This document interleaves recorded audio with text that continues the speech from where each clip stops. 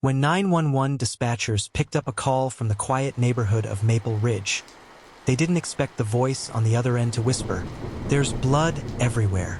At 7:42 a.m., police arrived at 23 Willow Lane, the home of Karen Whitmore, a name every officer in town already knew. For years, Karen had been a constant thorn in the community, a woman everyone complained about, mocked, and feared.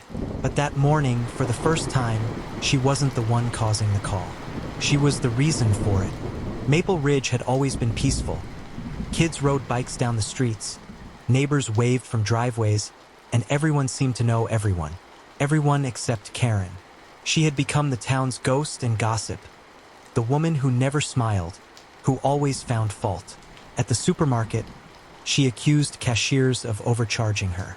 At the park, she shouted at teenagers for being too loud. She called the police for illegal parking when someone's car tire touched her curb. Every week, it was something new, said Officer Patel. Noise complaint, false alarm, trespassing. She called for everything but never once asked for help. To outsiders, she was just another angry woman, a Karen. But to those who lived close by, there was something unsettling about her intensity, as if she was battling invisible enemies. Karen's home was a reflection of her life. Blinds always drawn, locks doubled, cameras mounted in every corner. Inside, stacks of unopened mail covered her table. Walls were lined with notes scrawled in shaky handwriting. "They're watching. Don't trust anyone." Neighbors said strange sounds came from her home at night. The flicker of a TV with no sound, or muffled sobs echoing through thin walls. One evening, Lisa Carrington, her neighbor, tried to drop off a casserole after Karen had been unwell. Karen opened the door only halfway. "Put it down. I know what you're doing," she snapped. "You want to poison me." From that day, no one tried to help her again. Before the paranoia, before the shouting, Karen Whitmore was someone entirely different. She had once been Dr. Karen Whitmore, a respected psychologist specializing in trauma recovery. Her clients loved her. Her husband, Daniel, and their son, Ethan, adored her. But one night in 2003 changed everything. A fight with her husband turned into a tragic drive in the rain. She lost control of the car. Daniel died instantly. Ethan survived, scarred but alive.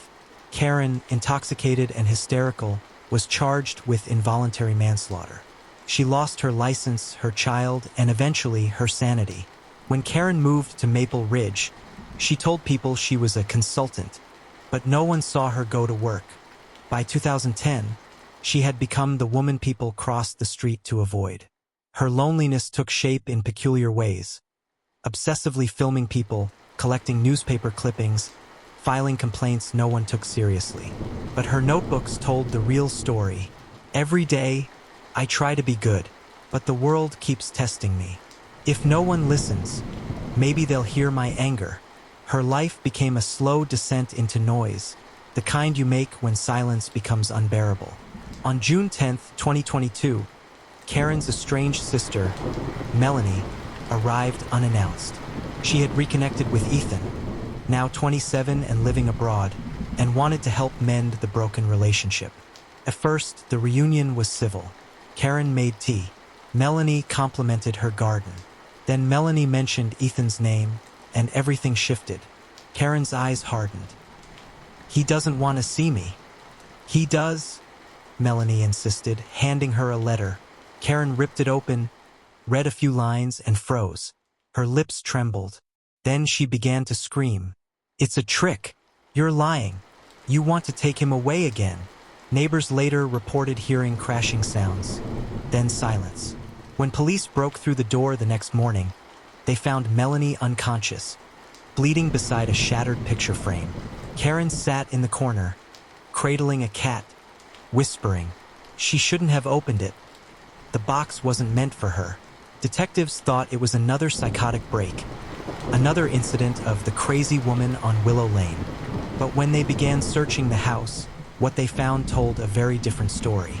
Detective Laura Hensley, a veteran investigator with a quiet empathy, spent days combing through Karen's life. She found files, hundreds of them, hidden behind a false wall in the basement. Old therapy notes, not from patients, but from herself. One folder was labeled EW, her son's initials. Inside were pages written like confessions. The night he died, I wanted to turn the car around, but I didn't. I couldn't. Ethan will hate me forever. Maybe that's my punishment. The world took everything, so I screamed to feel alive. Detective Hensley realized Karen wasn't a villain. She was a woman drowning in guilt, trapped inside her own mind. Melanie survived her injuries and confirmed what few people knew. Ethan had forgiven his mother. He wanted to meet her in person. The letter Karen tore open was a heartfelt apology, one she never had the chance to read fully. The box Karen mentioned wasn't a literal box. It was a small chest under her bed, filled with keepsakes from the night of the accident. Ethan's toy car, Daniel's watch, and the car key that started it all. When Melanie found it, Karen's fragile mind couldn't bear it. After the incident, Karen was placed in a psychiatric facility. For the first time in years, she was calm, lucid even.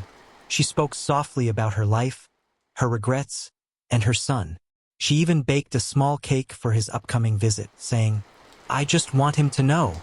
I didn't mean to stop loving him." But before Ethan arrived, Karen's heart gave out in her sleep. Doctors said it was heart failure. Detective Hensley believed it was heartbreak. At her memorial, there were no reporters, no gossip, no crowds. Only her sister, her son, and the detective who saw her humanity. Ethan placed a single note beside her urn. "I finally heard you, Mom. I just wish I had listened sooner." Maple Ridge, once quick to mock her, began to remember her differently. The grocery store clerk she'd once yelled at left a note near her mailbox. "Sometimes people aren't mean. They're just hurt in ways we can't see." Karen Whitmore wasn't born a villain, Detective Hensley said later. She was made one by tragedy, silence, and the world's failure to care. And in that silence, the town finally heard her. Too late.